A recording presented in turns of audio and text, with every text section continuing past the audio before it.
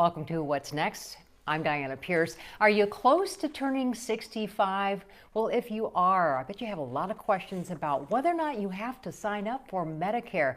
My guest tonight is Edward Arias. He is the manager of the Edina Blue Cross Blue Shield office. Thank you for joining me. I really appreciate it. I'm going to tell people a little bit more about your background because you've been in for 2 decades. You have experience in sales and insurance, and you provide both Blue Cross members and non-members with education and services and sales and all the rest of that. You currently serve as a board member for the Quorum Twin Cities LGBT and Allied Chamber of Commerce, and then vice chair of Blue Cross Latino Employee Resource Group, the Fuerza Azul. Did I get it? Oh, worked on that one. Thank you so much for joining him. So I know that when my friends talk to me about signing up for Medicare, they have so many questions, and so I'm so glad you can join us, because then the first question is, do I really need to sign up for it? That's a great question. It's a really common question. And if you're currently working and have employer coverage, the likelihood that you'll need to sign up for Medicare is probably very minimal. However, if you're in that phase of your career where you're ready to retire and know that you need to have some health insurance in place, then absolutely you do want to sign up for Medicare benefits. Okay, so when people right now are turning 65, they're getting all those notices.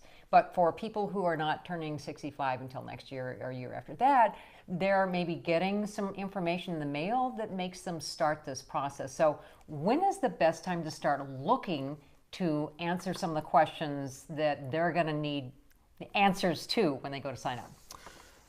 My recommendation has always been when the minute that you're starting to consider retiring or not work any longer, you want to start planning for what your health needs are going to be and how they're going to be covered. And so that could be as late as the month before you retire if you've done some homework. Otherwise, I'm telling people you should, on the long side, about a year out, really 6 months, 3 to 6 months is a really good gauge for you to start getting educated in the process and figuring out what you need to do to make sure that when you decide to retire, that you do have your benefits in place. Okay, so when open enrollment starts, that starts right in October.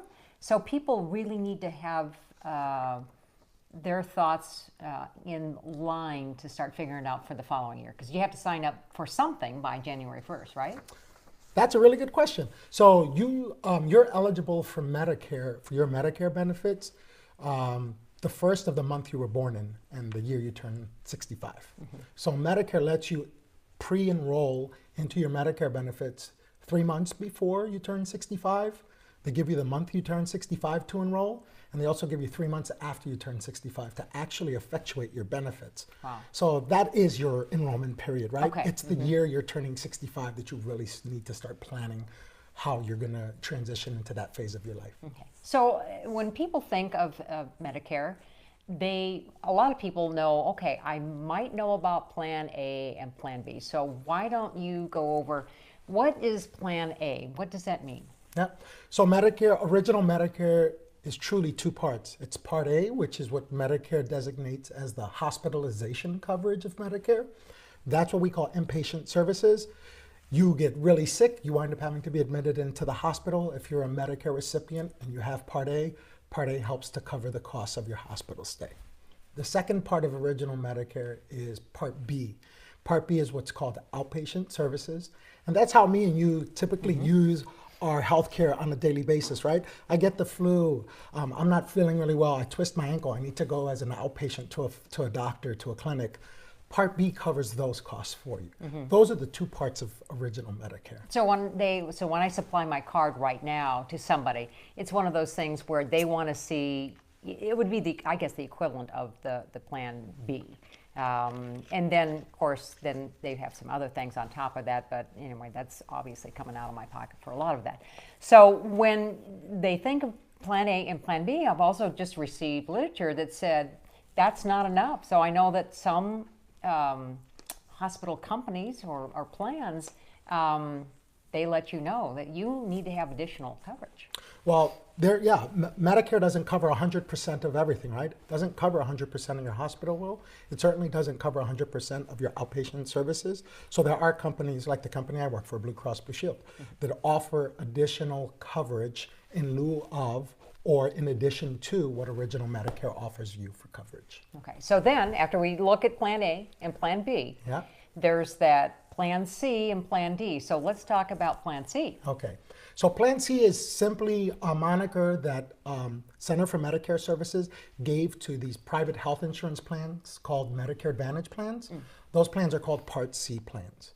And anyone who opts to choose a Part C plan is telling Medicare that they prefer to have this one private coverage plan replace the coverage that original Medicare, that A and B, give them.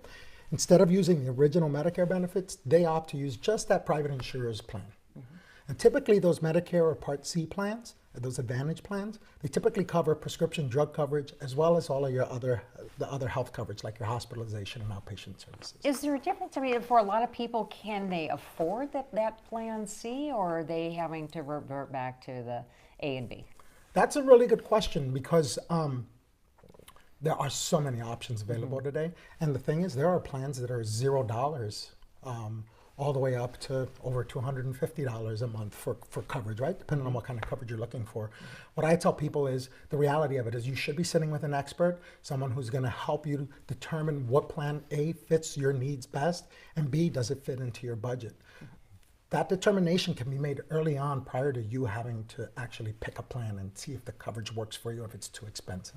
Now, where does Medigap fit in there? So Medigap is a health insurance coverage plan that operates in addition to your original Medicare benefits. So A and B is what Medicare gives you, but we know that that leaves holes in coverage, right? It leaves you gaps, which is why these plans are called Medigap plans. They fill those holes that Medicare leaves behind for you. Most Medigap plans are typically more expensive than your Part C or Medicare Advantage plans, but they have coverage that's different than some of those Medicare Advantage plans. So a lot of people are going, oh, so maybe I do that with my Plan A and Plan B, but then they should really compare the cost to what a Plan C would be. Correct. Okay, so now we've covered that a little bit. Now let's move on to Plan D, because then that's part of the issue too. It is. So Plan D is simply Medicare. In 2006, they mandated that anyone who is on Medicare must also have prescription drug coverage. And so Part D is prescription drug coverage, but Medicare doesn't offer that coverage. Medicare simply tells you you must go to a private insurer to buy a prescription drug plan to marry, so to speak, with your original Medicare benefits. This way you truly have real coverage like you would normally have at an employer, right? Hospitalization, outpatient care, and if I need to go get some medications, I go to the pharmacy and pick up my meds. Okay, because I know a lot of people, well, some of the people who logged on Facebook when I announced this topic, they were talking about, oh, I can't afford to go to the doctor, and I can't afford to pay for the medicines that I'm supposed to take. Right. And so, again, if you are working with somebody like you, that helps work through a lot of that. We do, yeah. So what I typically recommend, if you have an agent that you work with that's appointed with the carrier of the products you want to look at, sit with that person. Typically about an hour of your time, well worth spent sitting with someone who only focuses on doing this type of planning.